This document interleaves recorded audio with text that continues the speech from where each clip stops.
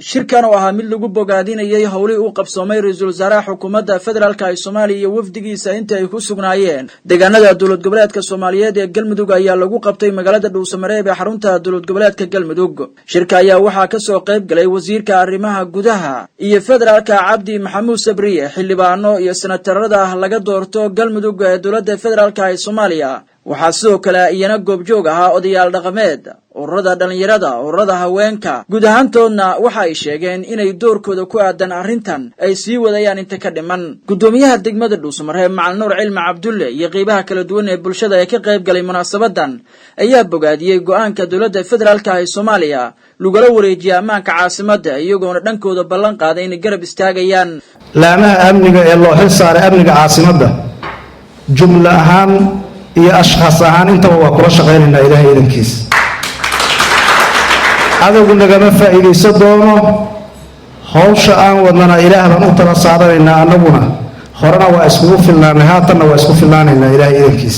waxaan idin leeyahay waxaan uga hartay halla taageero halla isgarab taago.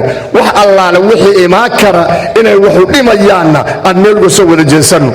ilaahay baan waxaan weydiisanaynaa amarkayaga si fudud inuu u fuliyo, dawlad Soomaaliyeed oo israacsan aan helno, dhibka iyo qaxarka aan ku soo jirna 30 sano ilaahay naga bixiyo. ciddii aan saas waafaqsanayna ilaahay ha soo hanuuniyaan leenahay, ciddii aan hanuunayna waxaan leenahay ilaahay sharteeda ha naga kaafiyo. senator Jawaahir Axmed Cilmi oo ka qayb gashay shirka ayaa ugu baaqday xildhibaanada iyo senatarada laga doortay deegaanada Galmudug inay doorkooda ku aadan dib u dhiska Galmudug ay qaataan maadaama booskaasi hadda uu yahay mid bannaan. xildhibaanada iyo senatarada deegaanka u dhashay ee loo soo gaarsiiyay meeshii ay ka wadi lahaayeen hawsha inay yimaadaan oo halkaan yimaadaan oo hawsha la qaybsadaan ayagana waa ugu baaqaynaa. nin hawshiisii la hayo inuu wax mucaarado waa waxaan meesha ku jira. marka kuwa mucaaradnimada iyo muxuu ahaa hadalkii la yiraahdo durahayana oo aan mid iyo laba leenaana waxaan leenahay Allah inka soo aruuriyo hana inuu tuso xilka idinka saaran Galmudug inaad gudataan. ugu dambeyntii wasiirka wasaaradda arrimaha gudaha Soomaaliya Cabdi Maxamuud Sabriye ayaa sharaxay cidda leh mas'uuliyadda dhabta ah ee amniga magaalada Dhuusamareeb. hadalkan ayaa ku soo aadaya xilli maalintii shalayto guud ahaanba lagu wareejiyay ammaanka caasimadda dawladda federaalka ee Soomaaliya. ciidamadaas la isku daray